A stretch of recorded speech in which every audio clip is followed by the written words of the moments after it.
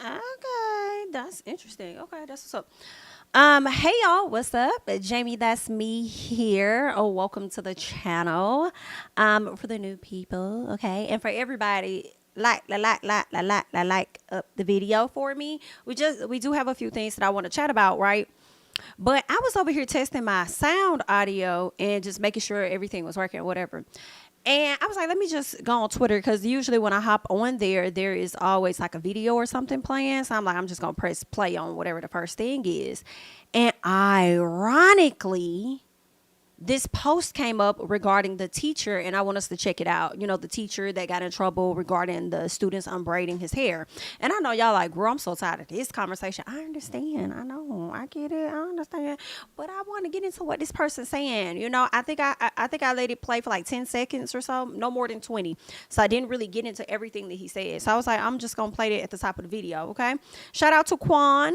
What's going on? Thanks for being here. What's up, Film Boy? Just Me B. What's up, Astro? Hey, Keisha Boo. What's up, Brittany? Hey, B. What's going on? So let me go ahead and pull my screen up for you guys so that we can get into some things. Did y'all get notifications? Let me know. What's up, Alicia? Let me know if y'all got notifications or if I just went live and y'all was just like, oh, okay, she live. Cause you know, I don't know what's been going on with YouTube lately. She been acting a little funny, honey. What's up, Sanivia? Did I say it right? Baby, I'm tuned in. You look so pretty with the bust down, Jamie. Thank you so much. I appreciate it. Thank you. Thank you. What's up, Dessa? What's up, oh 07, honey? What's going on? Okay, let me get my screen up. I'm over here trying to multitask, okay. Let's get this off the screen. And let's check this out. So the post that this person reposted, it says about that teacher and boundaries. Okay. This person says, I hope people genuinely hear because we know folks don't always hear.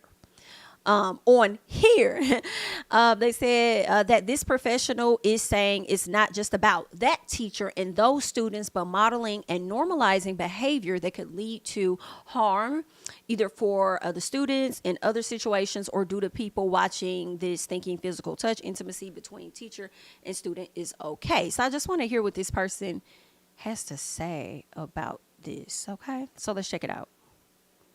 We're asking the wrong questions about the teacher who was reportedly fired for having a group of girls take down his braids in class. We're watching this video and we're asking, are his intentions pure and is this too intimate? But those are the wrong questions to ask because we can only answer them after somebody's been harmed. The questions we need to be asking are, what is being normalized by this interaction? And what feelings might this interaction be causing in a child? As a youth development professional, your intentions are irrelevant when you realize your job is to model behavior that can and should be replicated by other people in your position. So what is being normalized by this interaction is being live streamed, physical touch and proximity.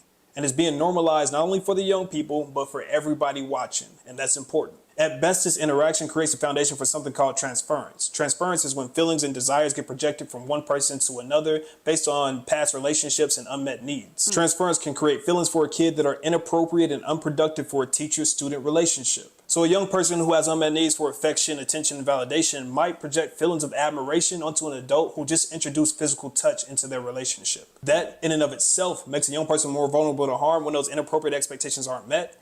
If those inappropriate expectations are met, or if they take those same boundaries into relationships with other adults. Inviting physical touch into a teacher-student relationship creates fertile ground for grooming. That's the process a predator uses to build trust and emotional connection with a young person they intend to manipulate, exploit, or harm. And they might use attention, affection, guidance, and special treatment to fill an emotional need from a kid's life. Then they'll desensitize that young person to physical touch and sexual topics, starting small and building up. All the while, they're testing their boundaries to see how far they can push before a young person resists or someone speaks up. The entire time, there's plausible deniability. The point is to slowly push the boundaries and make everybody involved question whether or not their suspicions are warranted. The kid, the parents, the people around the kid. So if something doesn't feel right, but you just can't put your finger on why, or it doesn't seem like a big deal, if it seems like a gray area but just not big enough to speak up about, that's the point. Making people question their own instincts means the victim and the audience are groomed or prepared for the next step. So how can you tell the difference between someone who's unknowingly creating the conditions where transference might occur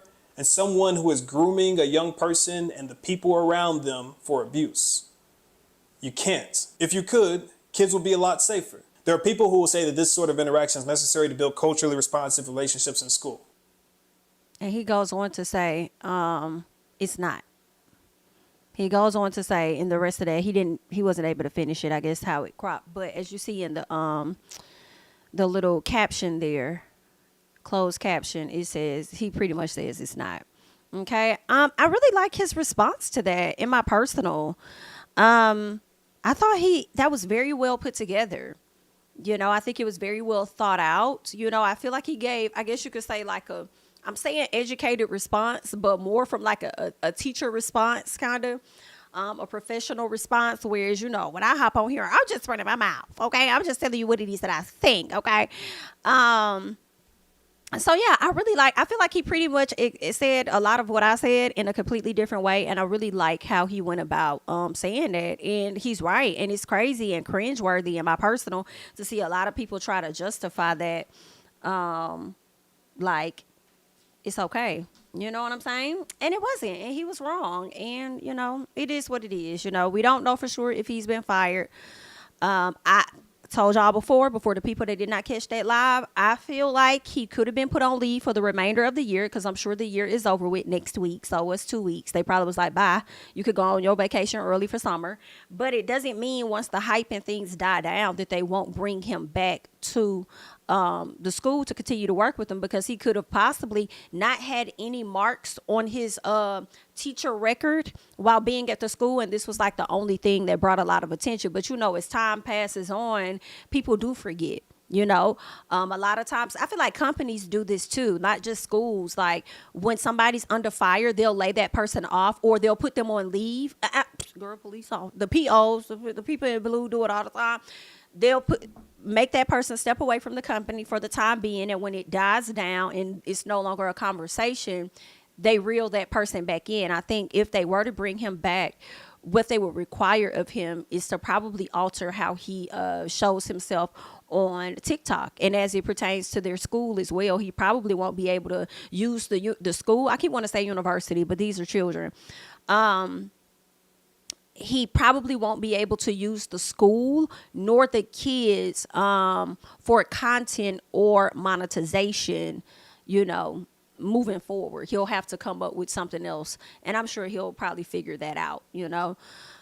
So yeah, so that's really interesting. Okay, so it was reported that he was fired. We shall see. We'll see if they're going to try and slide him back into the door at the top of the school year. And whether or not that could be the case, so they try to slide him in and he'd be like, no, I figured out something else. I'm cool, you know. So, yeah. We shall see. We shall see. Okay, so that's what's going on with that. It just popped into my lap when I was like, let me test this audio. And I guess it happened for a reason, and I'm glad that it did, because I wanted to hear what he had to say. So that was really good in my personal. Okay, so we got a few things to talk about, as you see over here on the screen, girl.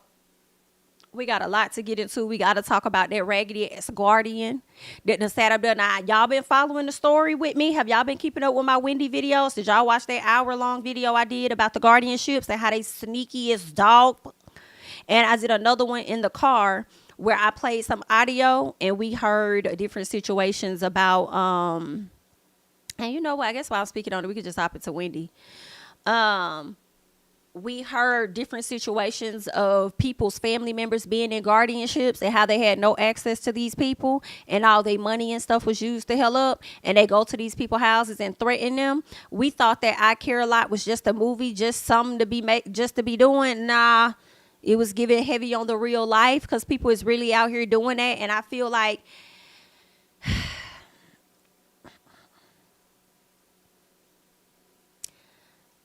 America got so much they need to work on, but they keep sending billions and billions of dollars over there to other countries like I give a damn. I hate to say it.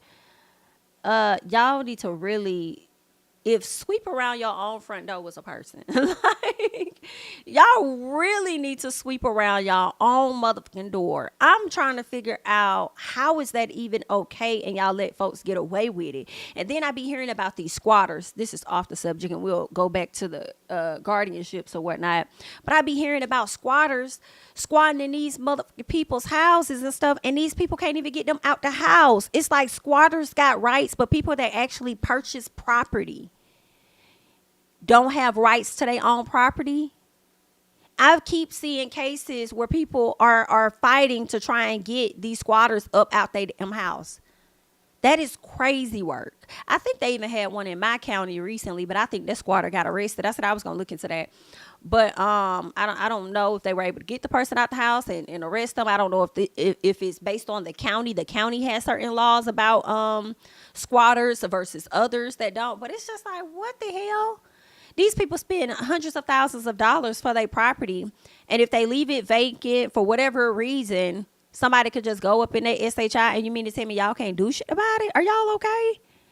And then this is the biggest scam. Well, it ain't the biggest. I feel like insurance is one of the biggest scams in my personal. Another scam here.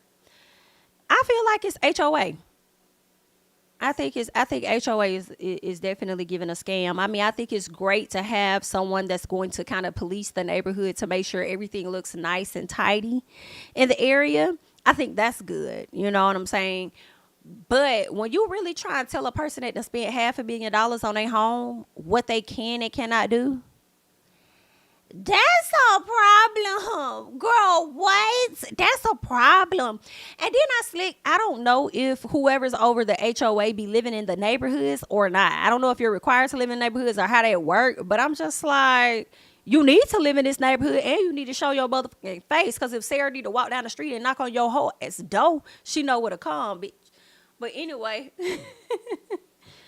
a mess. Sitting up there dictating what people can and cannot do to their house. And then I think I heard one of them, I think somebody on TikTok was talking about how you can't work on your car in your garage. Who the fuck is you talking to? What? You not supposed to be able to work on cars in your garage? Are you crazy? Oh, hell nah. We gonna work on this car. We gonna have to figure something. This car getting worked on. If that's what it is. Like, it's just, I just feel like HOA is the scam. It's a scheme that y'all set up to come to the people with the bullshit, the same way these corporations set up purchasing all these damn houses, trying to rise the prices on these houses and making it limited. So when you ain't got a lot of houses available and they already ain't building a whole lot or whatever, and the ones they are building, they overpricing, then we find ourselves in this situation where shit is just too high. You know what I'm saying? It's like y'all purposely want to mess up the economy or whatever. But girl, it's a mess. I feel like I could talk about this all day. But HOA is definitely giving scams for sure. Y'all really do. Y'all be giving scam. Every time I hop on social media, I'm learning, especially primarily TikTok. This is where I see it at. So y'all can tell what's on my For You page.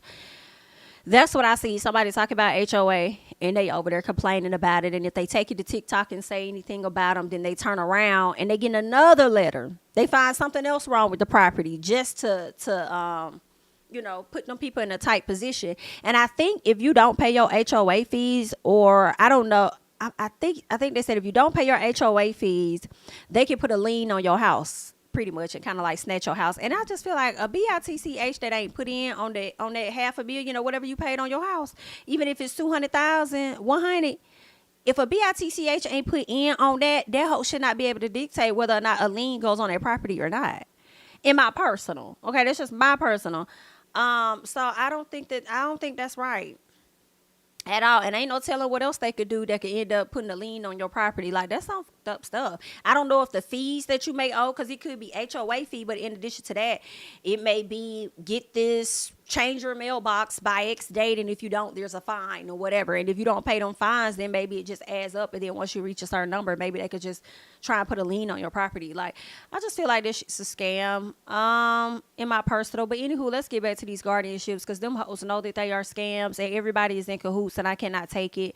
I would love to see the day that a lot of you guys have have the same fate as the woman over there in Las Vegas that decided she was going to pull up to this old couple's home, knock on the door and force them out and tell them they either going to go to a mental institution or a nursing home. They scared as hell, don't know what the fuck going on, so they just decide to leave their property and go with these people. Do you know that's kidnapping in my personal? I feel like that is kidnapping. Y'all are kidnapping people. Okay, nobody called for your services saying something's going on with this person, and I think that they might need a whatever. I think y'all do y'all research and y'all seek people out based on their bank accounts, and their elderly age, and then force these people out of their house. Daughter could not find them for I don't know how long. I think it probably took over a year for her to find out where the hell her parents were. Okay, finally located them at a nursing home. Not even sure how she got them back. I'll have to go back and check out my own video to see how she got them back. But when she did, baby, an investigation went into that guardian and what we learned. And this was not an attorney. So in New York, they have a lot of attorneys that are guardians. And I'm sure in a lot of places, they have a lot of attorneys that are guardians. But it appears that you can become a professional guardian without even being an attorney. You just take a class for it, which I feel like is even... I'm like, so anybody could just sign up to be a fucking professional guardian? Like, that's just weird. But anyway, when they did find out, they did an investigation into this woman who ran her own little company or whatever, and she was a professional guardian.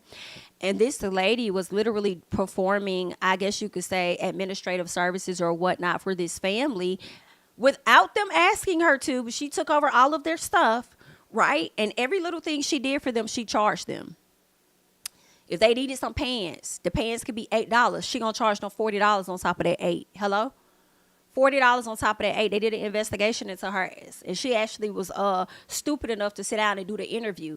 And I know she did that interview to make it appear as though she ain't had nothing to hide. Well, girl, you done incriminated your goddamn self. So what ended up happening was the family ended up suing her. And she lost that case. And I think she had to pay them folks $9 million. Whether they got it to this day, I doubt it. But she also had to serve some jail time as well. And I think it's been other cases out there in Nevada or whatnot. And ain't no telling where else, because I even thought about just like looking up more states to see what's going on with guardianships there. And guardianship really ain't nothing but a conservatorship, for real. But I wonder, with a conservatorship, I guess it's different. And I haven't looked that up, but I wonder if when you're in a conservatorship, that's really with a family member. A family member is in charge of your stuff, but when you're with the guardian, it's given like a stranger is in charge of your stuff.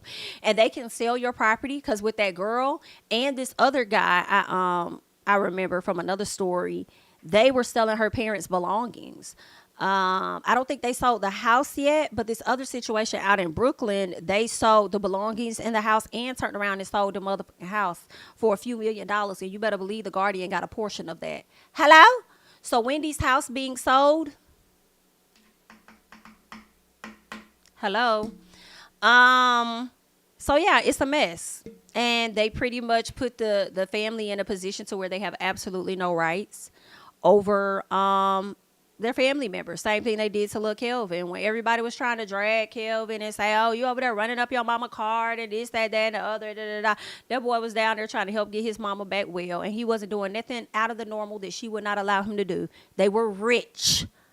Okay? And if you listen to Wendy, all she ever wanted to do was do for her child. Okay?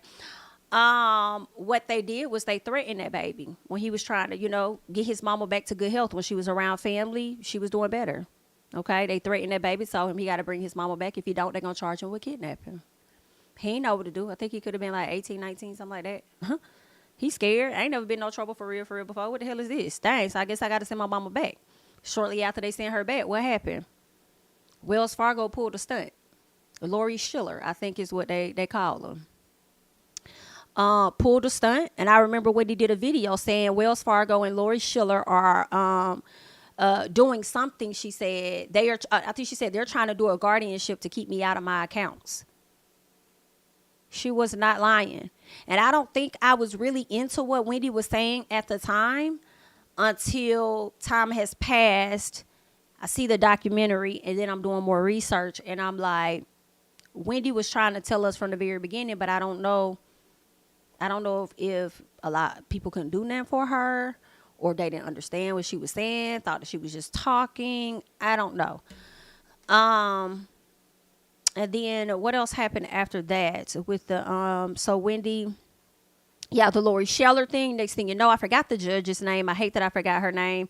But she granted Sabrina Morisi control over Wendy as the guardianship over all of her accounts and stuff. They removed her son as the power of attorney, so he don't have no control over anything, which is truly fucked up. Because if anything happens to his mom, he's not going to get anything. The property selling on behalf of Wendy, he's not going to get anything, but I'm sure the guardian will.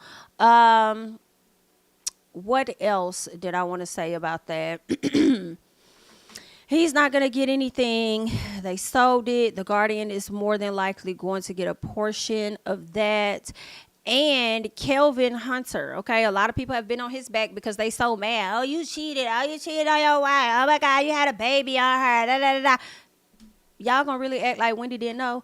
I really believe Wendy knew because the news had been out there for a long time that he had a whole nother woman and he been dating that woman for 10 years. Ain't no man finna be up here and be with a woman outside of their marriage and the wife not know nothing about it. I feel like Wendy probably got to a place as her health started to, become more, of a thing. I think she got to a place where she was kind of okay with it as long as it was quiet. But the moment that she got pregnant and I don't know if it was after, when I think he welcomed the baby girl. Once the baby girl was welcomed, because remember now, we all knew about the pregnancy. Wendy still act like my husband, woo. She loved her some Kelvin, but when that baby came and she heard the response for real from people, that's when she decided to file for that divorce from him. But if that man would have had that baby quiet and nobody would have said that, Wendy would still be married to him. But anywho, so all in all, once they divorced, of course, he was awarded some type of money, okay? Spousal support, whatever you want to call it. He supposed to get a coin from her. All right, when Miss Sabrina came in and she took over the case and put her under that guardianship, I believe in January 2022, that's when his checks stopped as well. This man has gone to court and he's like, listen, I'm owed money. Where the hell is my money? Everybody else like, get it how you live. Nanny boo boo. That's what you get. You shouldn't have cheated. You don't owe no money. Listen, at the end of the day, whatever it was, it's court ordered for that man to receive his check. Court ordered. Okay. So once he took it to court trying to get more, trying to continue to press, when he did that, Miss Sabrina responded by trying to place a gag order on him to prevent him from talking about this case, and then also turned around and trying to put a gag order. Also said that he owes them money or whatever. So once they get to the courts, the judge is like, he needs information. Like, in order for him to present his case, he has to have discovery, which from my understanding is a requirement because both attorneys are supposed to have the evidence of what's at base. So he needs to be able to get the financial records. Now, what's crazy to me is the fact that she was already supposed to get him the records, like I think in 2022. Here we are in 2024 and he still hasn't got the records. What is going on? Why hasn't he got? I hope he got the records now. But they just went to court last month, and then now here we are. She done sold this house. And not to mention, I'm sure she sold the house because what did we find out? Wendy had a tax lien of $500 and some thousand. And I'm over here like, well, why she got a tax lien of $500 and some thousand that wasn't paid? Oh, and it seemed like it was from 2021 or whatever. You took over ownership of that lady in 2022, so was you not paying them taxes? What was the first order of payment under you is my question. So, I hope he gets all the damn records. I do. I hope he gets all of the records. I hope he can skim through it and see what's going on. But y'all got to, for me, it's like some is definitely sketchy already with guardianships as a whole. But it's the fact that the man was supposed to get the paperwork over a year ago. And he still hasn't gotten it. And I feel a way that the judge did not, apply more pressure to that. I wonder if attorneys can be held in contempt if they do not provide stuff to people. I feel like the judge should have probably put a date on it. Okay, you need to get him this paperwork by X, Y, and Z date or of some sort. And if they don't do it, I wonder what happens. Are they in trouble or anything? But so I don't like that. And I hope that he gets all that he needs to get so we can find out what the hell really going on with that lady money. And actually, what happened with this money? Because they saying that the house sold for less than what the hell she bought it for. And it's multiple houses in that same building that's for sale. What made them want to go and purchase the exact one Wendy had? What was it about that one? So, girl, I don't know. I just don't trust nobody, and it's just gonna have to I'm gonna have to do some additional research to really see what's really going on over here, cause it's giving sketchy. But I do want to hop into this article to give y'all more details about this. Okay. All right. Of course, Wendy's dream New York penthouse has sold by The Guardian. Okay. Now, they're saying that the transaction closed on May 10th. It occurred only several years after Williams acquired the financial district property. Now, it's just crazy because all I can think about is what happened with that family over there in Nevada. Okay. If you watch the documentary, I believe Wendy mentioned that she was supposed to be moving out of that property at a later time. I think it happened on that second part of the documentary. Wendy ended up being put up in a facility. I don't know if anybody knew exactly where she was, but I think the girl with the crazy hair or whatever, I think she tried to say that Wendy likes the location or likes where she's about to go to. But the fact that she was pulled out of her home, even though she had all of this quote unquote help around her, which really wasn't like helping her for real, in my opinion. But you pulled her out of her home. And then why is it her own family couldn't be there to help her, but you got these random strangers around her and you cleared those people to be around her? And then the family even said they reached out to her and she ain't been responsive, which makes so much sense because that's typical for a lot of guardians that I've, looked up or whatever. But you pulled a lady out of her home, stashed her in a facility when she fine where the hell she at. Okay. And then here's the gag for me. Moving Wendy over to that facility, I'm sure was a fee just to move her from her house to that facility. And just to make sure her bills are paid at that facility was a fee, and making sure her bills were paid at the other house is also a fee. The question is, how much were the fees? It's not, I don't like that. But anywho, moved the lady out her house, and then next thing you know, the property sells not too much longer after that. Okay. It just makes me think about that couple in Nevada. Y'all moved them folks out their house, put them over there in whatever facility. And then next thing you know, y'all selling belongings. I don't know if they sold the house, but I know they sold belongings. They probably was getting ready to sell the house. Not really sure. Not sure what was going on. But I know that daughter made sure their ass got sued. Or at least that woman did. But this is a mess. Okay. So Kelvin might want to get in touch with whoever that lady is to figure out what did they do, how did she locate her mama and her dad, and what was the process for them to move forward with, suing. I don't know if they sued. Well, I'm not sure. I would think that they sued her for just snatching the people out the house in general, or if she was getting. I would think it's that. Either that or because she also depleted their funds as well, because like I said, she was charging them more money. So it's probably the entire situation, which is why she owed the large amount that she did owe. But anywho, back to Wendy. So yeah. They're saying it's also the latest chapter in Williams' ongoing legal and personal challenges after being diagnosed in 2023 with primary progressive aphasia and frontal temporal dementia. Records assessed, they're saying that Williams was deemed incapacitated, thus necessitating the involvement of a guardian in the decision-making process regarding the sale of her residence. And you know what's crazy? Y'all don't want her around her family because y'all probably think they're going to take advantage of her. But if you feel like she ain't in her right mind, how is she going to agree with y'all about the selling of her property? And if she did, it's because she felt like she ain't had no money and probably thought that she was going to get some money off the sale of her property. Which I don't believe she got. Yikes, baby. That's a mess there. The 3-bedroom, 3-bathroom penthouse traded hands for $3.75 million, marking a considerable decrease of $822,000 from its purchase price in July.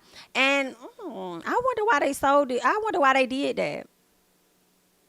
Took that much off of it, especially when shit's so damn high, especially up in New York. Y'all be trying to get all the folks' coins. So why you took a decrease this time? Trying to make sure you hurry up and got sold or something. I don't know what she got going on, but I do want to know what's going on with that money, and I damn sure hope that Kelvin can get them financial records. because she just shouldn't be able to diddy bop around here without providing those details. And then and I loved the judge because she tried to give so much pushback, but that judge was not having it. The same way she brought her ass over there to the judge trying to get that documentary from airing. She tried to stop that, and they said absolutely not, and let that mug run. Okay? So, and then I just wonder how many other guardians she got. I do know in New York, they have like a website that's pretty open to where you can see who's under guardianship and who is in charge of them, who the guardian is. And I know she had a few on that list, but I don't know like what their background is. You know what I'm saying? Like, oh, this person, you know, was the founder of XYZ and they made this much money or whatever. So yeah, but I don't trust it. It's crazy. It's crazy. They're saying that Wendy owed more than $500,000 in unpaid taxes. So I bet you they got their money out of this 3.75. They got their coin. And then you still got what, $3 million or so left over. Ain't no telling what else she may have owned on the property. So if she owed anything on the property, they probably got their portion. And then the lady got a fee. So you got the $500,000 that's owed to the government. Ain't no telling what she's owed on this property, this $1 million property. So they probably got their portion. And then I don't know how much more is left over. I'm sure somebody got to get paid for managing this deal, which would have been the guardian. So then what is really left of Wendy's? I don't know. This is just a mess. It is. It's tragic. I hate it. I wish this for nobody, especially elders. Like y'all just be praying on them and doing them so wrong when they part of the reason, or, you know, I don't want to say part of the reason, but they have contributed a lot to society to help this motherfucker go around. And then y'all come in and y'all disrespect the hell out of these people. I can't take it. That's sad, girl. That's sad. But that's what's going on with Wendy. I just wanted to add my 2 cents and, you know, give y'all my thoughts and stuff like that. I really hate that for Wendy, y'all. And I know some people may feel like, I really do think some people feel like, well, that's her karma. She spent all that time doing this, that, and the other, I mean, if that's how you feel, I can't fault you on that. Feel that, girl. But at the end of the day, they are moving foul as hell as well. Okay? They are foul as hell for that. But that's all we got on Wendy. I'll let you guys continue that conversation down below in the comment section. Okay? Let's move on. Oh, hold on. Before we move on. What's up, Lakeisha? I see your comment. They probably sold it to Wells for cheap. Actually, from what I heard, they sold it to a couple. Let me see if it's in here. I don't know if it's in here, but I did get a chance. Shout out to Chronicle Speaks. I love her. I did get a chance to check out her video, and I know for a fact she mentioned that it was sold to a couple. I don't know if it's in here, but yeah, it was sold to a young couple. I think they were like in their late 30s, mid to late 30s. So it didn't go to Wells. It went to this couple. The question is, who the hell the couple is? Who are y'all? Okay. So if y'all want more on this situation, definitely go over to Chronicle Speaks. I mean, she has a ton of subscribers, so y'all probably already checked out her channel. Checked out those videos first, not sure. But if you haven't, definitely go over there and check on it, because she has like more documents and stuff. You know, she typically does that. She does a great job with that. So y'all check that out. And it's going to give you some more details for sure, because I know she's been reporting on Wendy for years. Okay, I'm one of the people that's late to the party. So she probably got a playlist over there if y'all just wanted to dive deeper into, you know, Wendy Williams. So definitely check that out. Yeah, so all right, that's all we got on Wendy. Let us go ahead and move on. Let's get into James Wright. Okay, James Wright and Krishan Rock. Y'all know that James Wright, he kind of blew up from the Patty Pies. I think he was on social media. I'm not sure which app, but he was over there singing down about them Patty Pies, honey. And that kind of grew his I would say grew his figure, if that makes sense, like public figure. Like I feel like that's when he became like a real, like, well known, with a lot of people. That's what made him viral, is what I say. So over time, he's connected with different celebrities. He's become really close with Tamar. He works with her in some capacity, and she was doing a tour. She was doing her tour, and she invited Krishan. Why? I don't know. I don't know why. I don't know why she invited that young lady. I mean, two different sides of the coin. What Marceau told Tisha, two different sides of the tracks is what it's get. I don't know why you invited Krishan at all. But Krishan was expecting to rap or perform of some sort at Tamar's thing. I believe it wasn't necessarily understood by everyone she was supposed to do that. I believe some lashing out may have come out, and she ended up, pretty much assaulted James Wright. Okay, I believe she cracked some of his teeth, and he had some other stuff going on. So I believe that he was trying to sue her, and it's crazy because it took him a minute. He didn't even come out and talk about the situation. Everybody else was talking about it for him, and I feel like he did that. He didn't say anything because of embarrassment, and also I think he wasn't really ready to do a whole lot with the situation. I think they may have called it. I think the police may have been called, or at least 911 somebody. I think he got help. But I don't think he wanted to have all eyes on him, because I'm sure that is embarrassing when you ain't even doing that to somebody and they just haul off and assault you or whatever. So, yeah, so now I think that he is suing her. And he done caught up with this lady at a football game. So, I know that's right. I know that's right. You better run up on her and serve that lady at that game, honey, because they was trying to serve Tyrese at the concert, but Tyrese got the hell out of Dodge, honey. They're saying that Miss Krishan was handed the legal paperwork by a process server on May 4th. Ooh, child. The process server found the reality star at Cathedral High School in Los Angeles. Krishan posted on social media she would be at the location for football practice at 6:30 p.m. Girl, y'all gonna get enough of posting y'all locations. We do understand that you guys are public figures and people need to know what's what. Okay, but it's given, child, you either send yourself up to be robbed or send yourself up to be served. Okay, it's what it's looking like. Terrible. So they're saying her announcement caught Wright's process server's eye, who utilized the information and served her at 5 p.m.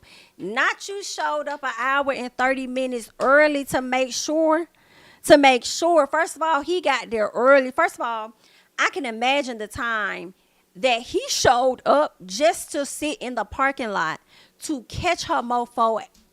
She probably thought it was a fan walking up to her child. Whole time it was a process server. I feel like them process servers be in dangerous positions because you just never know. Just like them tow truck people that be coming out there towing them folks' cars when it's getting repoed, I feel like they be in real dangerous situations. You know what I'm saying? Real dangerous.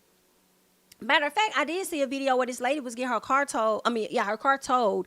And she started shooting. She started pop, pop at the man. Girl, that's a mess. I hate that. Some part of me is like, girl, pay your bill. And then you won't have to worry about that. But then I feel bad for saying that because I don't know that lady financial situation. Some probably came up. You know what I'm saying? Some probably was going wrong. And she probably lost her job or something like that. But she still need her car so she could get around.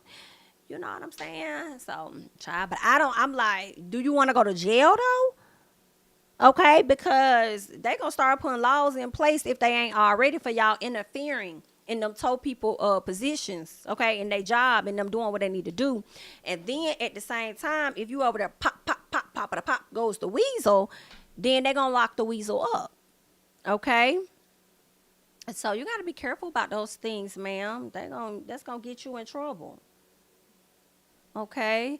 Yeah, they say she's accused of assault and battery in the lawsuit.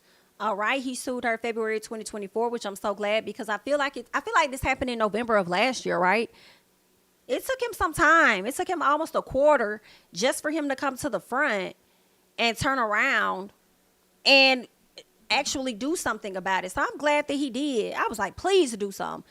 Don't let her think that's okay because I feel like Krishan likes to walk around a lot like her stuff don't stink and can't nobody do nothing to her. And I feel like she's in that moment where she's learning that you are touchable. Not untouchable, girl, but you are touchable, ma'am. Okay? And I'm so glad it took Blueface to get locked up for you to start seeing that. Because the Lord knows I can't stand him. It's just a mess. They're saying during the short conversation, RHOP commented to Wright how nice he was and how different he was from everyone else at the event who had been mean to her. RHOP was crying and visibly upset because she stated everyone was lying about her not being where she was supposed to be for her part of the performance. Wright believes and based thereon alleges that RHOP was misinformed about her role that evening as she was only supposed to participate in the ending of the concert performance called twerk portion. So you brought that girl out just to twerk for you? Whole time she thinking she supposed to rap. I wouldn't be surprised if her people told her she's supposed to rap because they knew that getting her to just come for twerking, she probably wasn't gonna do it. But then again, we talking about Krishan. She probably would have came either way it go. Wright believes that Rock thought she was supposed to perform and have a larger performance than what was really given. She became upset when that did not happen and stated that if he again said anything to her, because she got upset with him, they said and stated that if he again said she was not where she was supposed to be, she was going to hit him. Okay, he says, I promise you, you were not on the side of the stage, is what he said. So he said one more thing, and she turned around and she bing bopped him in the face multiple times. Okay. Multiple times, and she had rings on. Then she got on social media like the next day or later that night and showed off her rings and stuff. I feel like her rings may have had blood on them. So yeah, girl, I don't know how much he's suing her for, but I hope it's a pretty coin. I hope it's a pretty coin, and I hope that he gets his money. It's going to be easy for her to not pay him in my personal, because I feel like she may do a lot of bookings, and with that she might request cash. So I don't know, she might request some cash, or she might request that it goes into somebody else's account. Okay, but I definitely hope that he gets what's owed to him, because I don't think that was right, you know. But good luck. All right. Let's see what else I want to get into.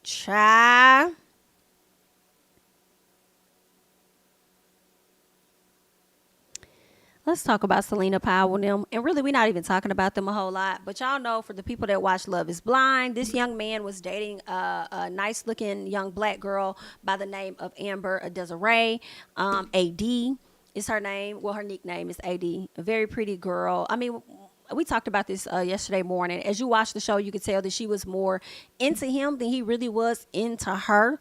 I felt like it was a lot of signs that was there for her to like walk away from the situation. So I felt like towards the end, though, she was coming to her senses to say no to him. And she didn't.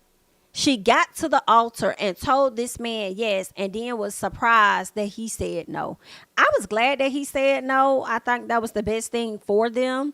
But here we are. We're starting to see the real reason why he said no. He talked about finances and all this and that, her personality, whatever the hell was cap. Then he kept bringing up his dad. Kept doing it. You know, my dad, yeah, he cheated on my mom when I was in kindergarten. You know, my dad, he cheated on my mom after he picked me up from the playground. You know, my dad, he cheated on my mom before he came to my birthday party. Like, he got on my nerves, okay? It was always my dad did this, did that. Well, mama collected the daddy. She did an amazing job getting him together, because daddy was thinking he was still on that slick stuff, and mama was not having it. She's done, right? So it's just real interesting how his mom is. And, you know, over time, you know, being a parent, you raise your kids, you may raise them to be one way. And then when they able to make their own decisions and live and experience life as they want to, they a lot of times they not going to make the decisions that you want. It may take a minute for them to come around and see that what you was saying, you was right the whole month of time. Okay, it be like that sometime, right? So it's just like, dang, the way his mama is, I'm just shook and shocked that this is how this is a little bit, okay? But then again, we have to take into account the dad as well, right? So I guess it's not off brand. What a lot of people got from him was that he wasn't even into black women for real, for real. A lot of people called it and could see it like way earlier on in the season. And now we see him linked up with Selena Powell, who I believe, in my personal, is a white woman that gets a tan so that she can appear to be racially ambiguous. Y'all let me know if y'all know of her background, because for me, it's giving a white woman. Okay, now I don't know what she got. Y'all just let me know. And she's known to be linking up with all these variety, different types of men's and stuff like that, putting them on blast and stuff. So while he's all hugged up on her, I don't know if this is genuine, that they are actually in a relationship, or if he is seeking clout.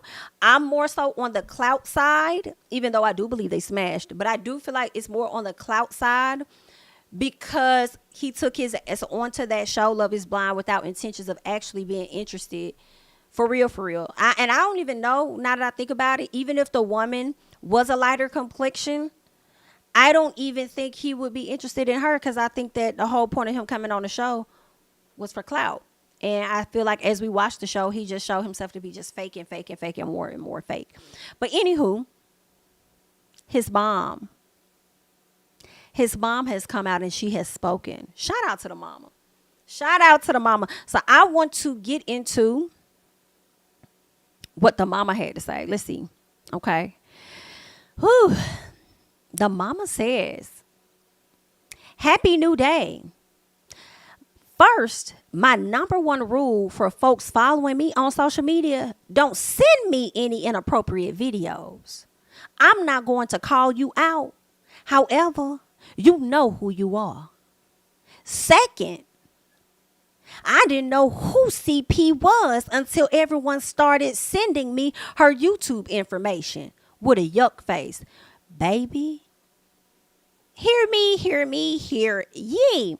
Miss Ma'am didn't even spell the lady name. I guess she wanted to give her some initials, like she sat up there and gave you know how AD had her initials as well. So maybe that's what it was given. I don't know, child. I'm just telling y'all what the mama's saying. Okay. So anyway, let's keep going.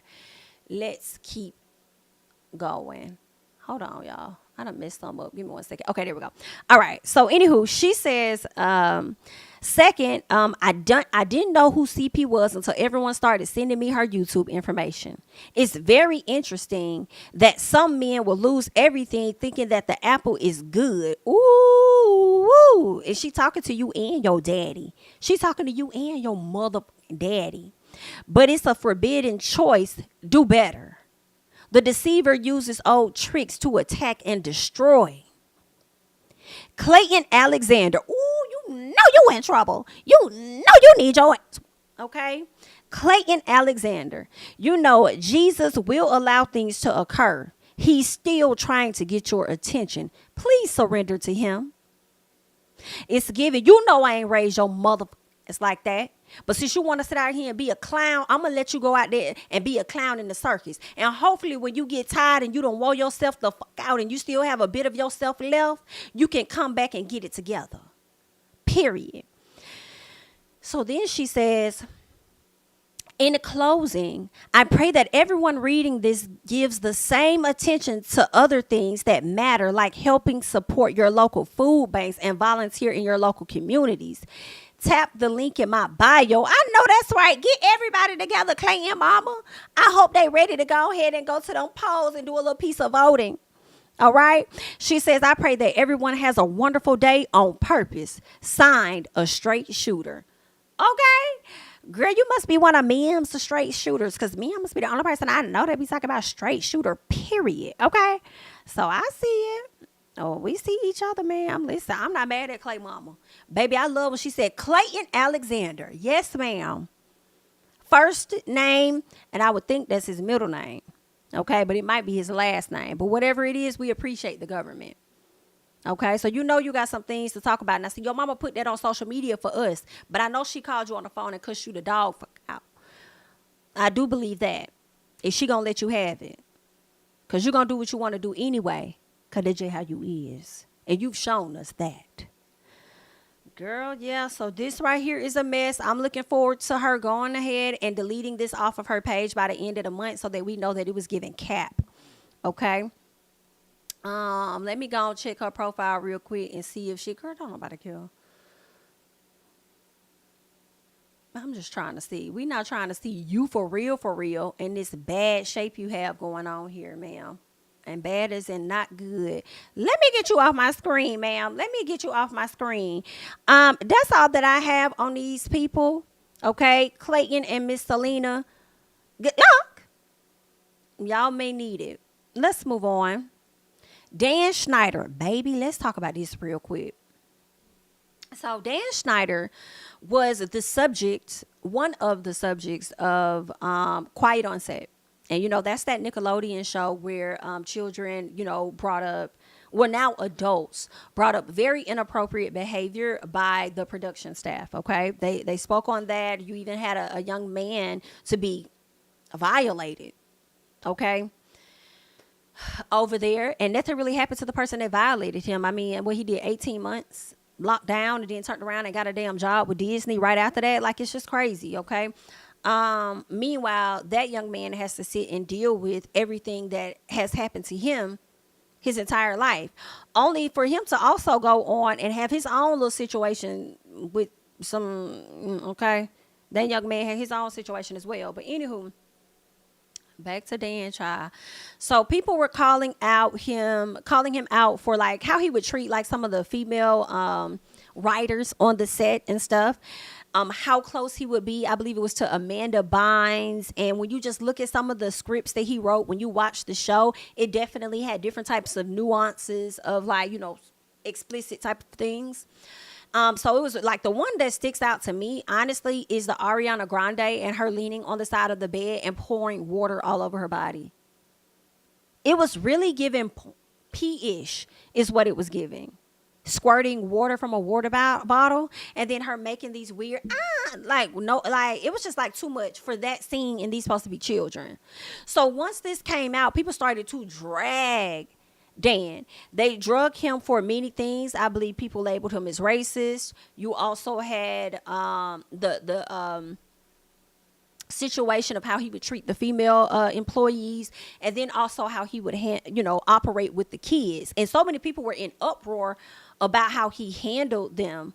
You know what I'm saying? And how he just easily finagled his way, especially the man that violated, I forgot the young man's name, but especially the other producer that violated that young man.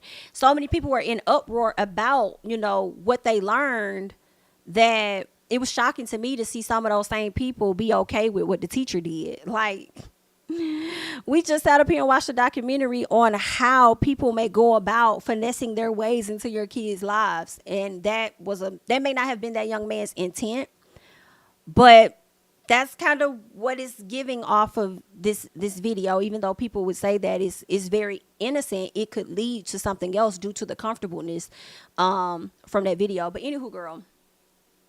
So yeah, so people were calling him out about everything. So he decided he was going to have a sit down with this black man to interview. And I guess he thought that was going to change the narrative about him in some sense. And I don't think it did. So now he's decided that he was going to sue, I believe, the documentary or whoever's involved with it or whatever. He was going to sue them for how they painted him out to look. And it's so interesting that you said that you were going to sue, because now Lori Beth has come out and now she over here accusing you of some of that stuff and doing it to her. She's the one suing you. Ain't that something? This is some mess here. Former Nickelodeon producer Dan Schneider is facing new allegations of inappropriate behavior, this time from All That alum Lori Beth Denberg. In an interview with a Business Insider published Tuesday, Denberg alleged that she had a weird, abusive friendship with Schneider while working on All That. That used to be my show. Oh, ow, ow, ow, ow, ow, that. Oh, that. I feel like that's part of where I got my name from. Amanda Bynes would be like, "That's me." So yeah, it's giving Jami, "That's me." Hello. So, yeah. I used to love that show though. So she says, or at least the article says, which she now views as inappropriate, okay, given the power imbalance between the two. Schneider was a producer on the sketch comedy show, which the actress starred on from 94 to 98 after being casted when she was 17. Denberg alleged that starting when she was around 19, Schneider began discussing certain topics with her over the phone and once initiated phone. Okay. She and Schneider would also give each other massages when she spent evenings at his home. And you spending evenings at the house?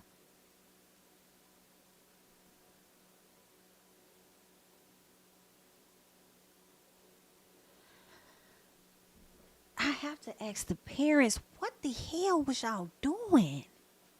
Were y'all working? Maybe y'all was working. Y'all had a lot going on. Were you stressed the hell out?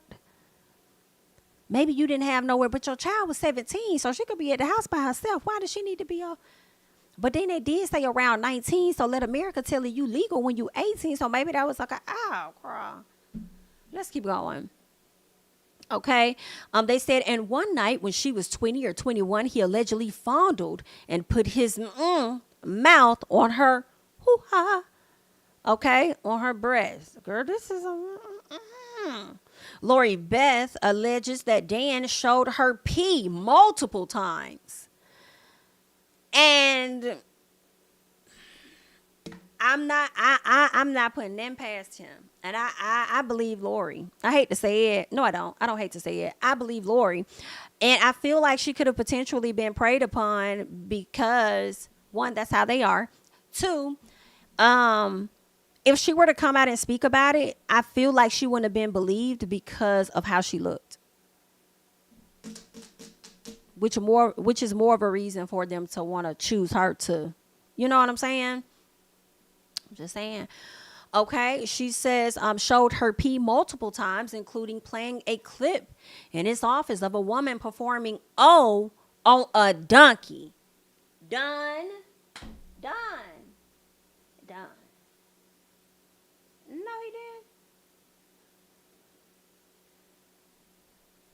That's where all them weird ass games and stuff and antics that would be on. That's where you be getting it from. Doing OS on a donkey. She says, I feel like that is the first time he preyed on me. Dan's, I'm sorry. This is crazy.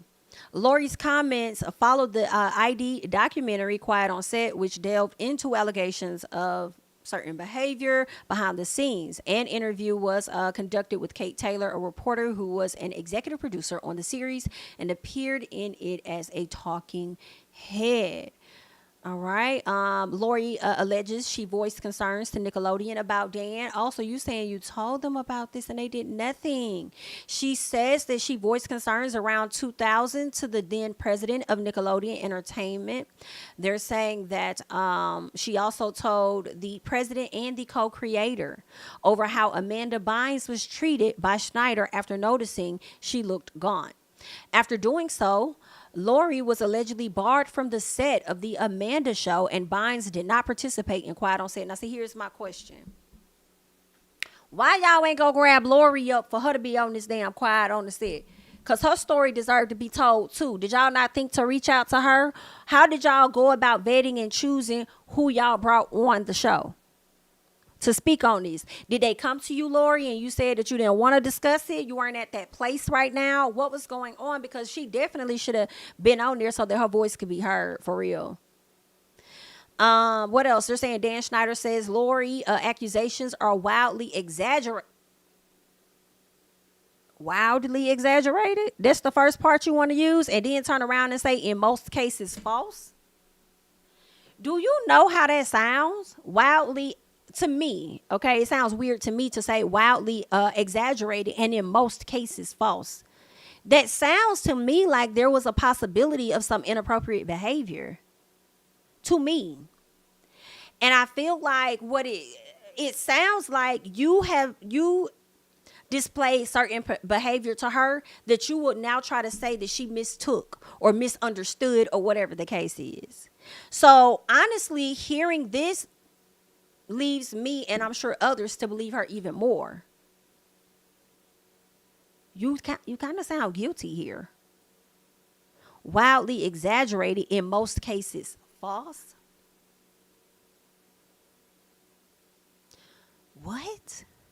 Nah, you did something you ain't had no business, and you, now that she's speaking out about it, you want to try and pull a card of, oh, she took it the wrong way. That's not what I meant. That's not how it was. What happened was, that's what that sounds like, sir. That's what that's giving. The fact that that an executive producer of Quiet on the Set would pursue allegations regarding what may have happened between adults nearly 30 years ago, only a week after I filed a defamation lawsuit accusing Quiet on the Set of being intentionally false and misleading, seems more than coincidental. Does it? Not really. I do see why. I can see why he would say that, because I'm even asking, why was she not a part of the documentary to begin with, right? But I feel like this is also your way of trying to discredit her, because it's coming after your lawsuit. And maybe she could have been sent back being disgusted. You know what I'm saying? And maybe she could have got the support to finally do it. She could have been sent back being disgusted by you trying to defend yourself, knowing what it is that you did, and the audacity of you to want to sue these people for defamation. Let me go ahead and shut you down and let people know what you really are, since you want to try and play that card. So I don't know. I feel like she don't like the play that you tried to make, trying to sue folks on that front, and she wants to expose you. He says, as I have previously stated, there were times, particularly in the earlier years of my career, that I made mistakes. Didn't I tell y'all this man just told on his stuff not too long ago, and exhibited poor judgment as a leader?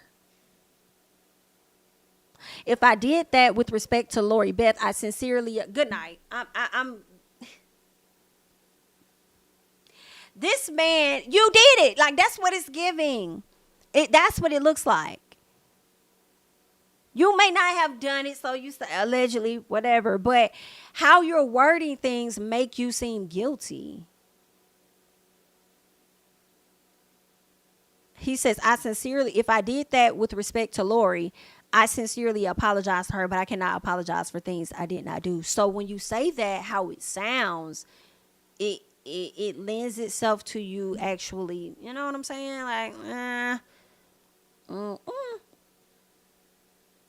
In Quiet on Set, Schneider faced allegations of inappropriate behavior on the set of his Nickelodeon shows, including asking employees for massages. And I feel like we saw this. They showed us like actual video or photo of him getting massages, like showing staffers pee and creating an overall toxic workplace. In March, he released a video admitting he definitely at times didn't give people the best of him and was sometimes straight up rude and obnoxious. So when you come out and you admit some things, it's hard for people to not, believe when folks come out against you. You slicker telling on yourself. All right. In addition to Schneider, the documentary also delved into allegations against convicted SOs, okay? While it is indisputable that two bona fide child SAs worked on Nickelodeon shows, it is likely indisputable that Schneider had no knowledge of their A, was not complicit in the A, condemned the A once it was discovered, and critically was not a child SA himself. Schneider's complaints, this is what the complaint said, okay? Defendants have destroyed Schneider's reputation and legacy through the false statements and implications that Schneider is exactly that. This is going to be a tough case for him, in my opinion, because in order for them to award him any type of defamation, whether Lori came out and said this now or not, they would have been, to defend themselves, they would have went back into the entire archives of Nickelodeon and interviewed with anybody that may have felt a way about you, and they would have brought those people to the front. And now you got Lori coming to the front saying that it happened to her. I don't think you're going to win this defamation case, and I do think that you might end up owing her some money. And based on the things that you're saying, this is why attorneys tell y'all to shut the hell up. This is why attorneys tell y'all to stop talking in my personal. Because then things like this can happen. Because if I'm reading this and dissecting this, imagine what a person that's educated and experienced in the field of law is going to do with this. Whew, child, this is some messy stuff here, honey. Well, good luck. I hate that. Ooh, child. All right. Well, let's go ahead and move on. As we stay in this realm, but we are going to leave this realm at some point, I promise, okay? Let's go ahead and get into Mr. Ack, okay? Because they are also accusing him of art and defamation, okay? There is a young woman that has come to the front to sue him. Okay, so let's get into this story because I feel like I heard about this story like last year. I feel like there were conversations about him being involved in what happened to a young woman. And not necessarily was it that he participated, because that's what I wasn't clear on last year. But it was just the fact that he was aware of it is what a lot of people were saying. So here we are. This young lady is coming to the front now. And we are in the time where people are getting their just due civilly if they cannot get it criminally. Here we go. And sometimes I do feel like if you got an entourage with you that don't know how to act, that may use your I don't even want to say him as a celebrity, but may want to use your status, okay, as a way to get in with certain people or whatever, and then commit whatever crimes or violate whatever they do. Sometimes I feel like a person should be held accountable for that, but then sometimes not, because they may not be aware of what's happening. But considering the fact with your situation, and I believe there were video people were highlighting, he was like in the vicinity. He was in the area. So people feel like he knew what the hell was going on. Your situation may be a little different. All right, but they're saying that Academics, a media personality and host of Off the Record podcast, has been sued for allegedly R-ing a woman. They're saying in a civil lawsuit filed in New Jersey Superior Court Monday, which was obtained by USA Today. They're saying that Zaya, because I don't want to mess up her first name, alleged that Academics, whose real name is Livingston Allen. I'll never unsee it, Livingston. I'm going to start calling you Livingston. Livingston. That is your name, Livingston. And you over here talking about some academics. Baby, we know you ain't hood, how you be trying to sit up here and portray Livingston. Okay. They're saying she also alleged that two unnamed accomplices, probably drugged her. All right. And they also committed the crime as well. And it happened at Livingston's home. All right. They're saying that Zaya, described as a writer who lives in Pennsylvania, sued Livingston and two of the John Does. Oh, great. Because, see, when I was hearing this headline, I thought that it was only Ack being sued. So now I'm so glad that she was able to identify who the other two guys were. And so now you guys will be held responsible for the SA, the negligent infliction of emotional distress and defamation, and requested a jury trial. Baby, y'all requested a jury trial? Y'all really want this out? But it's civil. Y'all really want this out? Okay. Tyrone Black.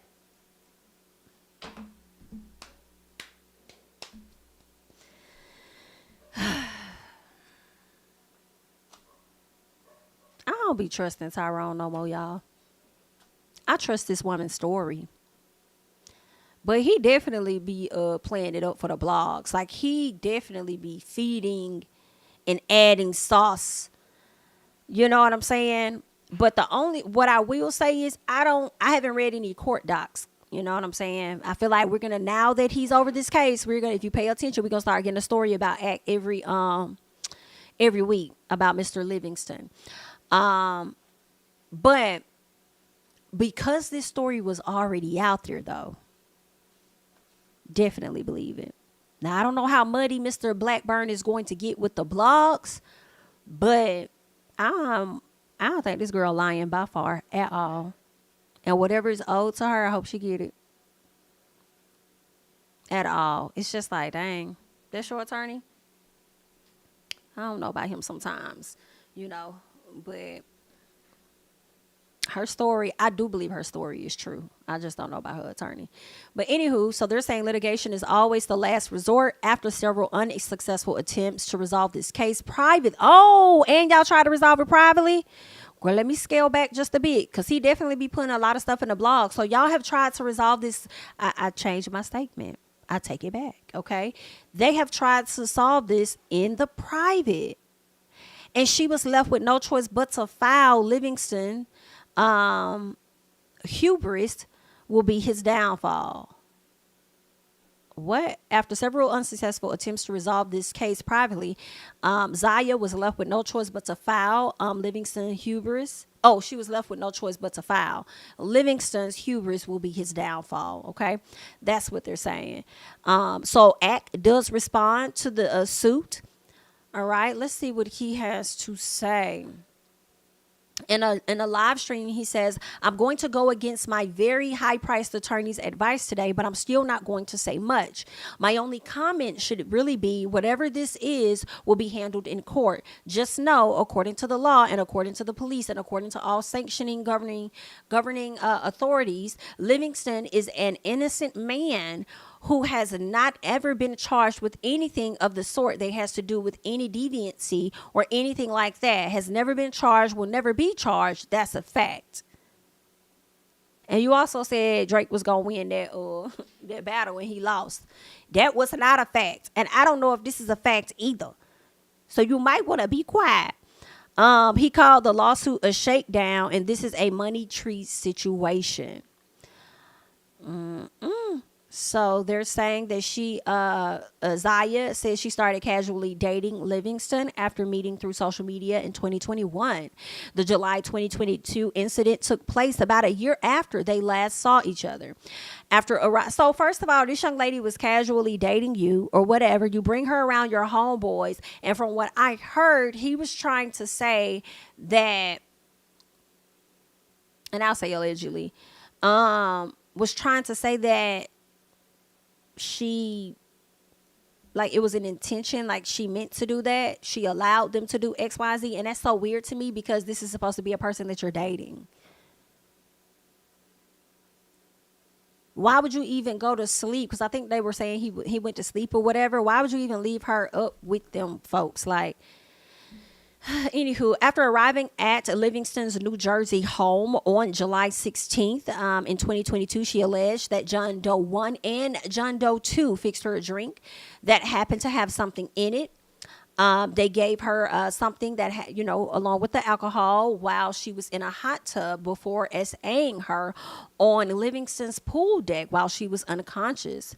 She also alleged that Livingston did the same thing to her afterwards. Now, according to her lawsuit, Zaya went to the police to report the assaults and had no SA forensic exam performed. I wonder why. She says the complaint also states that Zaya believes police used evidence provided by her to obtain a warrant from a judge and get a hold of footage and evidence of the assault. Mr. Allen and his two accomplices, SA, severely injured Zaya, causing significant physical and psychological pain and suffering, loss of dignity, and invasion of privacy. Livingston's public statements added to the harm Zaya was already silently suffering with. They're saying that Zaya says she remained silent until Livingston took to his social media accounts in December and accused Zaya of voluntarily having an OG with his friends at his home while maintaining that he never participated at all. Not that's supposed to be somebody you're dating and then you accuse them of voluntarily going to do something like that. This is horrible. They're saying that Livingston seemingly confirmed a police investigation had been conducted and claimed he was cleared of no wrongdoing, okay? He was cleared of any wrongdoing. He says, I told the truth. Hey, the police came. They looked. We gave them everything. Pretty much everything is documented, caught on videotape. They got to see it with their own eyes. Not only did they say, Livingston, you good, and that's not just a word of mouth, you're officially cleared. We could not bring any criminal charges. You are not criminally liable. Also, anybody else in the situation was also cleared. Now, see, I'm gonna have to see the video then if that's what the police said, and that's written down as a statement that they clear in this case and they done dropped it. What was on the video? Now, see, I don't know how it works in civil court, but I am wondering if they can, and if it's necessary to get a reaction, like based on, like, let's say she probably gave off some type of response that appeared as though she was interested in that. What possible DR drug would cause a person to react in that manner and get an expert to come out and speak to that? You know, I feel like more tests and stuff should have definitely, been ran so that her evidence would be like more, solidified and concrete. But I don't know. I wonder. There is a clip, so I do want to hear what he says in this clip here. So, you know what? I don't even want to blow it up. Let's just do this. Again, I can't talk about too much just because I've paid lawyers to handle court. And these people who are coming at me are hoping that I f that up by handling it on social media. The police wants nothing to do with this. They're saying there is no crime. The cops have said, peace. There ain't no crime that we could prove. That's what they've said. We're out of this. Do you know who's the lawyer representing whoever against me? Y'all know the lawyer? Who y'all think that lawyer is? Is it possible that that person who really seen the money grab was really the Diddy stuff? I had to stop him right there just so I could say I hate that we both see the same thing in Tyrone. Not the exact same thing. I think my issue be more so how he be with the social media stuff. He over here talking about a money grab. But that's just interesting. And who was the biggest covering the Diddy stuff? That lawyer allegedly reached out to some people of mine saying, if ACT continues to doubt what we are purporting against Diddy, remember, we could file a lawsuit on him too. Let me tell you this. Let me tell you this about everybody in the industry. I'm going to tell y'all all this right now. If ACT ever goes down, y'all all go down with me. Because I hold no secrets for nobody. Sir, that's a little guilty for me. That's a little piece of, am I tripping? That's a little piece of guilty for me. If I go down, y'all all going down with me?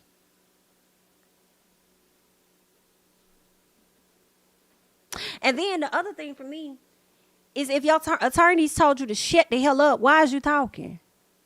And pretty much telling the situation of you speaking against the Diddy stuff. He gonna definitely use that against you in court in some type of way. You're giving him a leg up in some type of capacity. And I'm sure that's why your attorneys want you to shut the hell up. So no leg up is given to him. But I feel a way. Because I'm like, I don't like that. I'm like, why didn't the police run a test? Did she possibly say she didn't want one ran on her? And so y'all chose to just go to the house to get the footage? I think a test should have been ran. I don't think any person should be able to say that and they not go ahead and run it. Because then y'all would have had the evidence there, in my personal. And then you'll be able to match up whatever was on the photo, on the video. But then now y'all saying that nothing happened on the video. And I'm like, maybe it was the angles of the video. Maybe y'all couldn't really see nothing on the video. And that's why y'all like, we have no evidence of what happened. Well, get some. Y'all ain't run no test. I think that was a disservice. I don't know. We shall see. I don't know. We shall see. I definitely heard this story a while ago, though. But I don't know what to think of it. We'll have to wait and see how it's going to play out. But that last statement you gave me, that right there was giving you did something you had no business doing. If I go down, y'all all going down with me. Okay, honey. That's okay. Good luck. Whew. All right, let's keep going. Okay. I believe we're getting into, is this what, Escape? Yes, it is. All right. We're about to go ahead and talk about Escape. Y'all know they on tour, SWV. And you know, somebody sent it to me. Let me see if I can find it on Twitter real quick. So right before SWV and Escape got ready to do this interview with the Breakfast Again, Club. I can't talk about Hold too on one much. second. With the Breakfast Club, I think it was Tosh. Not Tasha. Which one was it? I think it was Coco. I think Coco went live. Yep, it was Coco. Coco went live, and I guess Latasha had hopped in the chat, or at least that's what people were saying, that Latasha Scott was in the chat, and then she was watching them, and Coco's reaction was funny. So I'm like, are you and Tasha not as close anymore? Because I thought y'all was the closest. So y'all not cool or close anymore? What's going on? Let's get into it.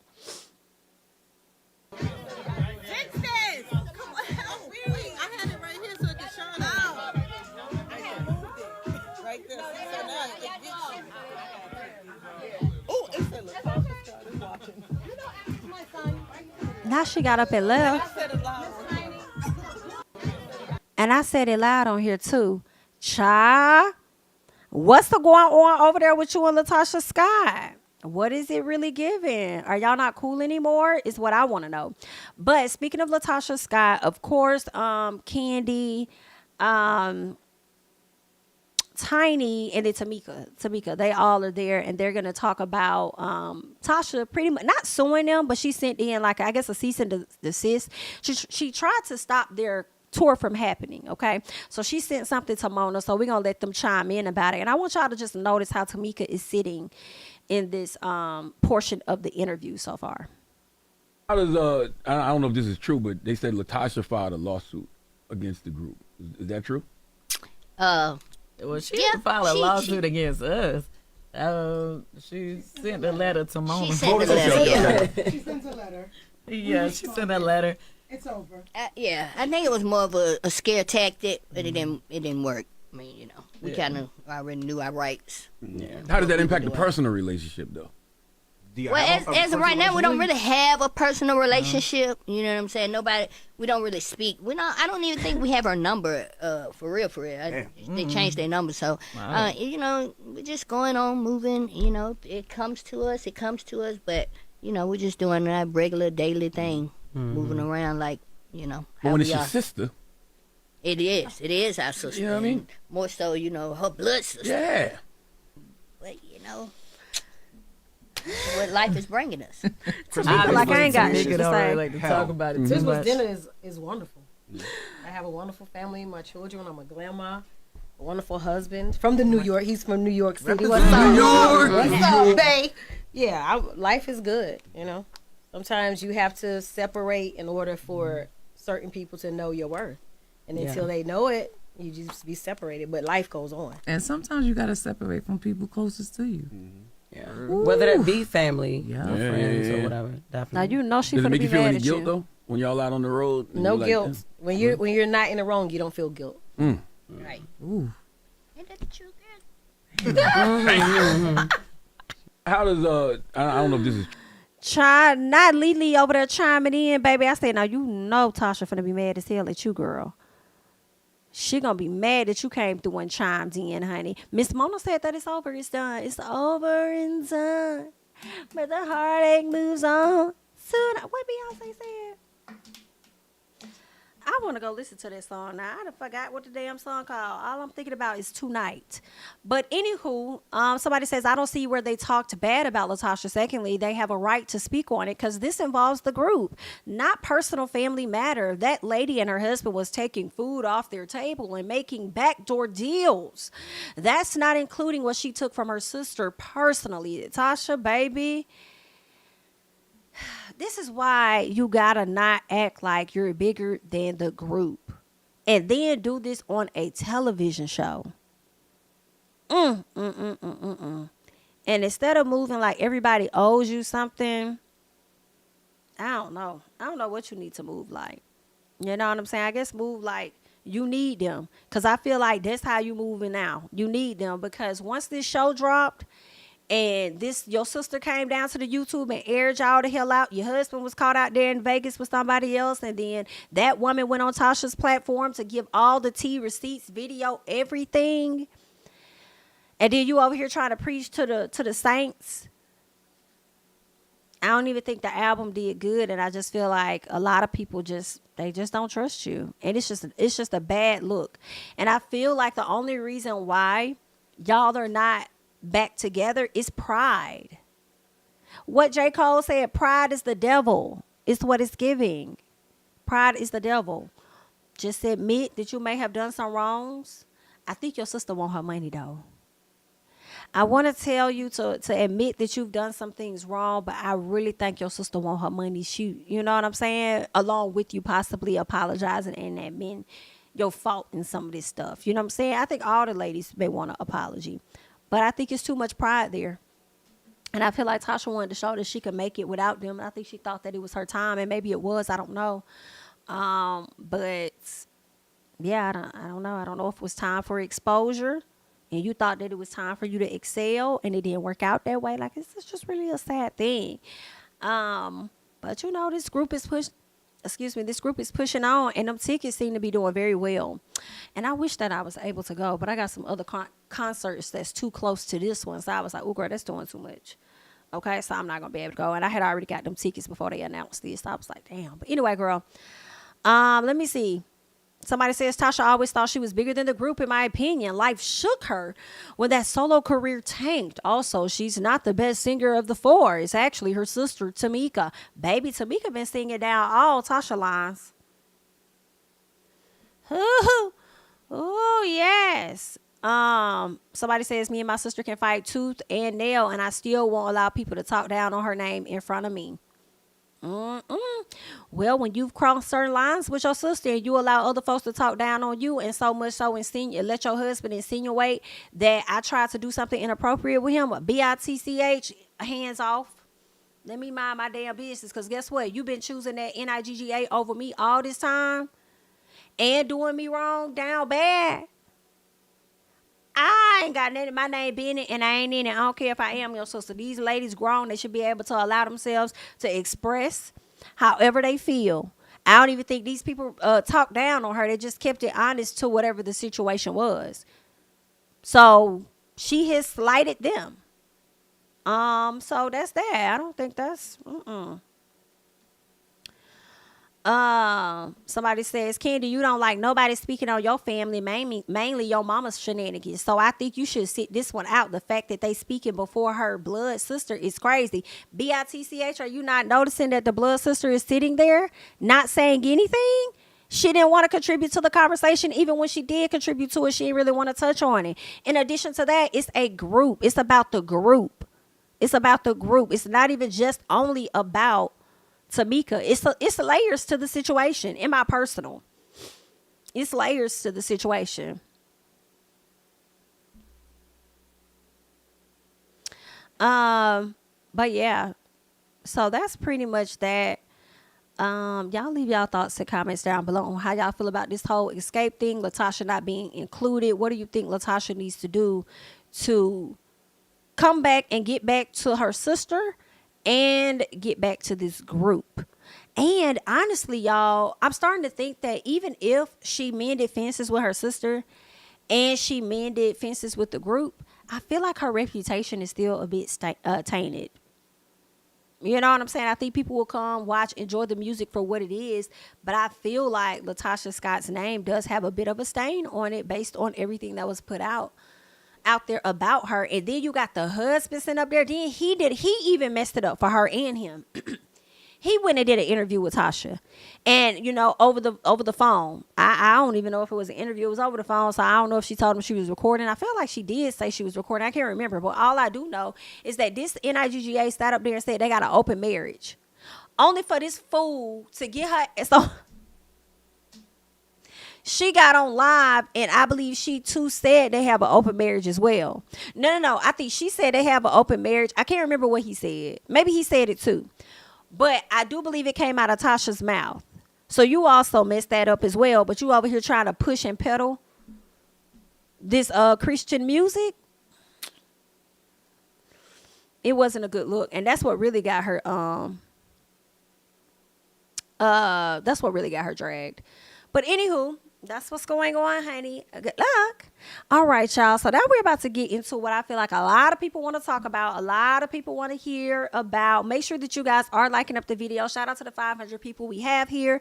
Definitely go ahead and help get us to 300 likes, okay? Listen, we about to talk about this Real Housewives of Atlanta. I am a small bit of excited. I am. I'm really happy that they finally came out and they have confirmed a cast to us. We have been hearing ever since Porsha signed on, in January or whatever, and she announced like her divorce like 2 weeks later. But ever since she signed on, we just knew that something was about to go down like by the end of February, top of March, that they were going to be filming. But you know, it took some months. We kept hearing they was going to film at the end of every month, at the end of March, at the end of April. Now it's the end of May. Porsha finally came out and did say that filming was getting ready to happen. So here we are. It is actually indeed getting ready to happen. And they confirmed the ladies, y'all. So we're about to get into this article by Love B. Scott. Oh, that's perfect. Okay, yeah. So I think I'll be off in good time. And hold on one second. Let me, sorry, y'all. This is my man. Hold on one second.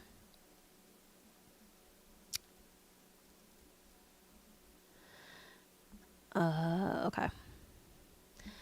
Awesome sauce. Okay, so, we're going to get into this article over here on Love B. Scott. I am a bit excited that filming is about to start happening. We're about to get another season and we're getting some fresh faces.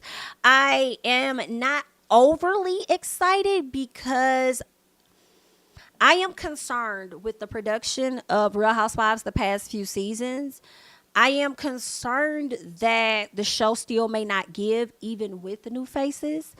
And I think it's because of production. And I hate to call y'all out. And I don't hate to call y'all out, but I would hate for y'all to like lose y'all jobs or whatever like that, girl. Because the people calling y'all out. But listen, y'all can get different people all day, but y'all also better not be trying to come through and recycle any old storylines of what we saw already. I want to see some fresh stuff. I don't want to see nothing about nobody pulling up and not getting invited to a party or whatever, or they get dressed up, come up to the person's house, and then they ain't make it to the party. And didn't Kim do that to Nene? I think Kim had a party, Nene got dressed or whatever, came to the party, and she wasn't able to come in. I don't want none of that. Get original. Figure out something else. Give us new people. Give us new storylines. Some stuff we ain't never seen before. Some stuff we probably didn't even consider. Okay? Not just new faces. So that's why I'm kind of like 50-50. I'm excited they're getting started, but I don't know. Is it really what is it going to give? Okay? But y'all got to let me know. Y'all gotta let me know how y'all feeling about this cast, okay? So let's go ahead and get into this article, all right? So they're saying the Real Housewives of Atlanta season 16 cast is here. Porsha Williams, Kenya Moore, and Sidora. Listen, those are two people I definitely wanted to return, and that is Sidora and Kenya Moore. I already know a lot of people don't see it for Drew. And sometimes I be up and down with Drew, okay? I do. But I wanted to see her come back. You know what I'm saying? I feel like Drew she'll be all right. We might like Drew this season. We shall see. I don't know, girl. I hope we like you more this season. And I do want to see what's happening with her and Ralph. Are you guys going to really get this divorce, or are y'all playing in our damn face?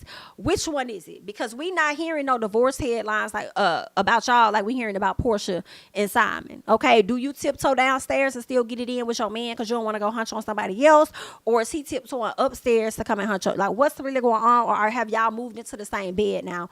What's happening over there in Sidora's household? Okay. Kenya Moore, I'm just glad she coming back because she loves to test the newbies. She be wrong as hell, but she loves to kind of like try the girls for real. So I'm interested in seeing that. All I ask Kenya, don't pull nobody else's chair from up under them, because the way you did Kim Fields, I was not here for you. It was a long time. I ain't started being here for Kenya until I think season 15, 14, 15, one of the two. I think after she got married, left, and she was gone. And then when she came back, I think that's when I started back, like, not my first time ever. That's when I started to like Kenya. But yeah, so I don't want to see that, but I do want you to, like, I mean, you know what I'm saying, test the girls just a little piece. Porsha coming back, she's saying, because I'm real. Porsha says she's going to be real as she returns to the show. So we going to see what Portia's giving y'all. I am concerned for Portia's storyline, as I've told you guys in plenty of videos. Her and Simon are going through it, and he is trying to prevent himself from being a part of her damn storyline. Okay, so I'm like, no, it's been playing out on social media. I want to see it play out on the show. How are y'all going to go about doing that? Because he don't want to have nothing to do with it. So I'm not trying to see Porsha and Dennis the whole damn time, because I'm not trying to see that. And baby Pilar. Okay, so give us a little something. We gonna see. And Porsha, don't shy away when the ladies are trying to have a conversation with you about your man. You're gonna have to sit in it, okay? But anywho, they're saying there's been a lot of chatter. All right. But we're about to get into it because B. Scott has the tea. All right. So as previously announced, Kenya Moore and Porsha Williams have signed on to return and are excited to get back in the mix. Now, y'all know the people that's not returning, that is what's her name? Marlo Hampton, Sheree, Sonya, and Courtney. They're not coming back. Sheree has been one of the most revolving housewives there have been. And I know a lot of people have dragged Sheree about that, and I'm sure myself included. But I don't think that's really a bad position to be in. Like, yes, she might get laid off or whatever like that, but it doesn't mean that Bravo won't pick her up for other opportunities or different stuff, you know, or Peacock, shall I say, pick her up for other opportunities and stuff with Peacock. But that also shows to me that she might have a decent relationship with the network that they can keep bringing her damn back. So, you know, yeah, so we shall see. But anywho, let's keep going. Porsha bringing along her good friend Shamia, who will be a full-time cast member. Now, there have been a lot of talks of people feeling a way about Miss Shamia. She looks so beautiful in this photo. Now, I'm not mad at Shamia being a housewife. I don't know why people are so upset about it. I would not mind seeing her, I'm seeing her live her real life as a housewife. Okay? Only thing I don't want to see is Shamia always upholding Porsha in her BS. I don't feel like Shamia is going to do that. I feel like there's been times where she's called Porsha out. Primarily, I feel when Porsha was getting too close to Phaedra. So I just want Shamia just like, don't, but there's also been times where Shamia has just had too much of Porsha's back, and it's like, chill out. She be creating situations for herself, so let her defend herself, okay? That's what we be wanting. But I'm willing to give Shamia a chance to see how she does it. Now, can I also say, I don't know, but I do wonder if this could possibly end their friendship with Shamia being on this show. So many people over here talking about how, why Shamia gotta be on the show? Shamia. Okay. But look though, Shamia could potentially come on this show and fuck around and be a fan favorite. Who knows? It could give a bit of Mariah and Quan. Okay? If Porsha all excited and happy now that Shamia getting on this show. But if Shamia start getting this camera time and start winning this audience over and start becoming that girl that she already is, okay, but with a bigger audience, girl, that would be interesting. And the fallout may not happen this season. It can happen next season. You know, sometimes I do feel like Porsha can, in my personal, come off a bit self-centered.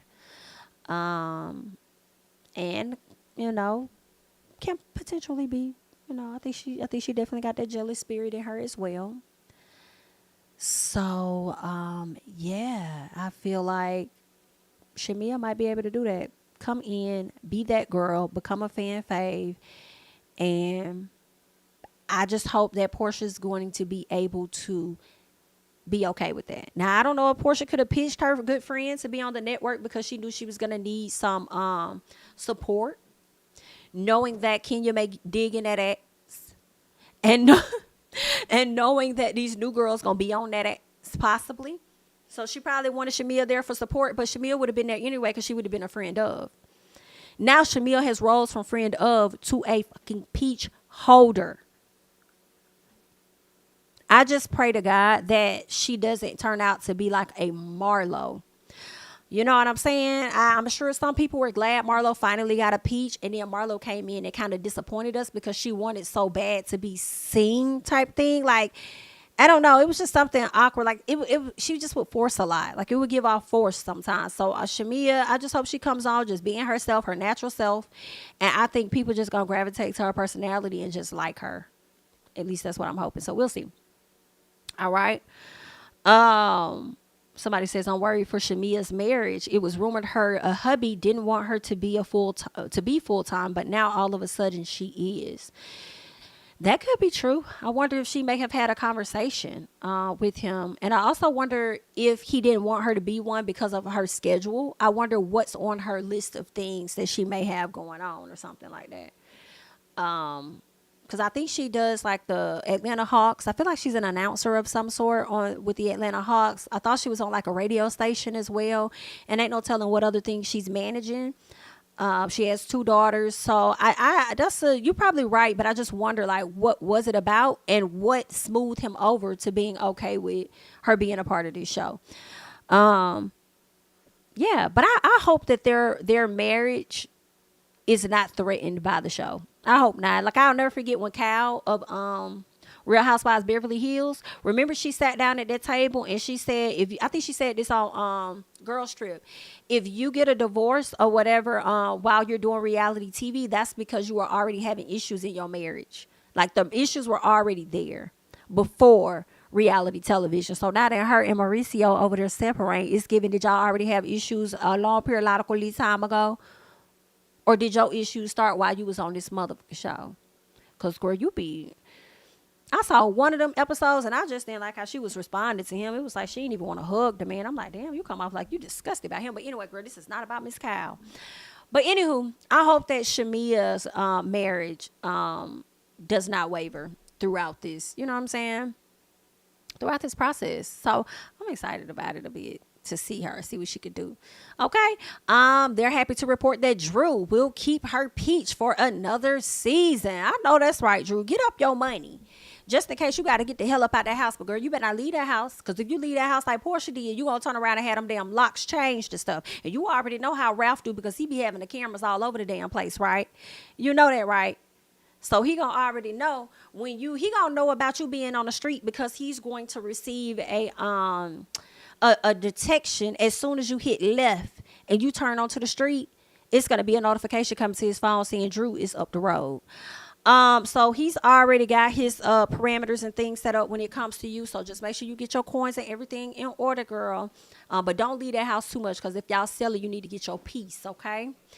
Go and get your piece of it. But let's keep going.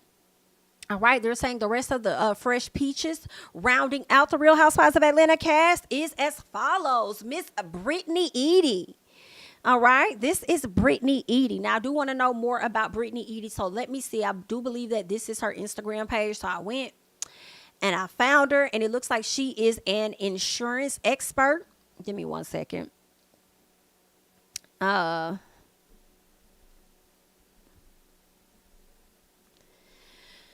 All right. It looks like she is an insurance expert, but I'm not really sure what type of insurance. Okay. She offers an insurance class as well. Insurance agent. I would want to think she's talking about health insurance. I'm not sure. I have to skim through her page and see what she really getting into.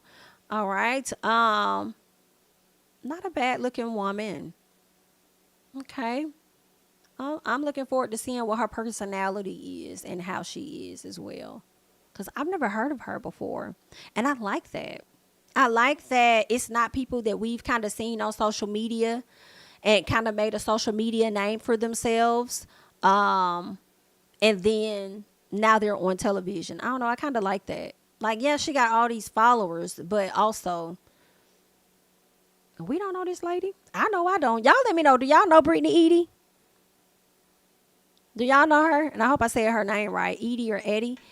I don't know this lady. So for me, I'm looking forward to so when I say I'm excited, I'm talking about that 50%. Okay? That's what I'm talking about. Oh, so she put this up 10 weeks ago. I just clicked on it. She says, this year is so personal. I typically bring in my B-Day somewhere on a private island. But this year I've felt a calling to give you guys what you've been asking for, a guide to launching a successful insurance agency. Anything worth having is worth sacrificing for. I'm in a cold-ass Cleveland, pushing my brand and sacrificing for the ladies who want a better tomorrow. Okay, Brittany. I hope you're not fake as hell, Brittany. I hope don't nobody be trying to sit up there and say you do any scams, and then I hope ain't nobody, waiting behind so they could come and air you out with the. Now see, Brittany, I don't know about this photo here, right here, babe. This squat down on this man. Now I go crazy about mine. Well, girl, we about to see, honey. Well, okay, I ain't mad at it. We're gonna see about Miss Brittany. I just hope all the new ladies do not come on trying to force it. Just come on being yourself and allow it to organically flow how it's supposed to flow. I feel like as the audience, we can tell when y'all just doing too damn much. Okay? Do not come on there trying to be like Ineka. All right? Hopefully y'all got some good producers. All right, let's get to the next person. Next person we have is Kelly Farrell. Or is it Farrell? All right, she is a restaurant owner and she is also a author. Okay, so Miss Ma'am know how to cook. Okay, over here just getting into her little IG page, just a little piece. Girl, y'all show is flashy, honey. Y'all show is pulling out, the Rolls Royces, the yachts and stuff. This is what the people say they wanted. They wanted rich folks. So I'm hoping that these people are actually rich and not rich, or shall I say rich in real life and not rich on social media. So I would love to see it, honey. I would think she got coin. Miss Ma'am is a restaurant owner, and I'm wondering exactly how many restaurants does she own. Ooh, women in restaurants? So do you help people get set up or something? Oh, okay. Oh, so this is like a community for all women that own their restaurants. And y'all, I think that's unique. I think that's dope. That's pretty dope. Okay. This should be nice. Okay, Miss Kelly Farrell. Okay, it's giving coined up. What y'all think of Miss Kelly? Y'all let me know, honey. Let's go ahead and hop over and let's see who else we got. They also have Angela Oakley. Girl, it's giving money long. Do y'all see that? To me, I feel like from my system that I'm looking at, I can see the money long. And this is no disrespect or shade or anything to her, but when I saw her nose, I was like, oh, she may have had a little work done. It makes me think of I feel like a lot of people go and get this type of nose on them. One of the other people I thought, the first person was Money Long, because I feel like Money Long got work done to her nose as well. And it's similar to that. And also it made me think of, Pepper from Salt and Pepper. Yeah, it made me think of her too. But, okay, Miss Ma'am. So this is Angela Oakley. Okay, she's an entrepreneur. She is in finance and real estate. Okay, go ahead, Miss Ma'am. So this is her husband. I wonder how he gonna feel being on this show. Oh, look at here. Okay, so it looks like she got some kids and stuff, but who is who? So like she got an older daughter, a younger daughter, and another. Okay, all right. Somebody is from Nassau or what? Okay, so cool. I'm here for it. Look like Miss Ma'am may be plugged in and stuff. That's what's up. I think they got some very beautiful ladies to join the cast. The ladies seem to be doing good financially. And then I'm really looking at this follower count because she got less than 4,000. So once this, Michelle A, that's a good one. Latoya Latoya Jackson, but I'm also thinking about Latoya Luckett. I'm thinking about her too. But But yeah, these ladies seem like they got it together. They got a little piece of corn and stuff. So I'm looking forward to this. Y'all let me know how y'all feeling about Cynthia being a friend of the show. I don't know. I hope if Cynthia is going to be a friend of the show, she's going to kind of like, I don't know, stir up the pot just a little bit or something. And that would be interesting because a lot of times people would watch the show and they would feel like Cynthia don't really give a whole lot. Right? They'll feel like, oh, I'm sure I said it too. Like, Cynthia, she ain't giving us now, whatever. So that'd be interesting if she didn't give us a whole lot, but then turned around and was being Missy Boots, honey, down to the ground as a friend of. All right, so we'll just have to see. I am kind of interested in seeing her dynamic with Kenya because I think they've been working on a friendship because I think they had fell out at one point. And since she's been going through this divorce and stuff, and now she's finally divorced, they probably got a bit closer. So, yeah, Miss Cynthia came back and got that peach, or at least half of that peach, because she's gonna be a friend of. And I'm not mad at it. And that might be a better role for Cynthia because she probably ain't gonna want people all in her dating life no more, all in her love life and what she doing and who she doing. Okay, but yeah, that is the cast. That is the cast at this time, and they will be doing some filming. They're starting to film, so I wonder who's gonna be coming on as whose friend. You know how people like introduce folks to the show. Well, there we are, y'all. That's the ladies of Real Housewives of Atlanta, Sweet 16.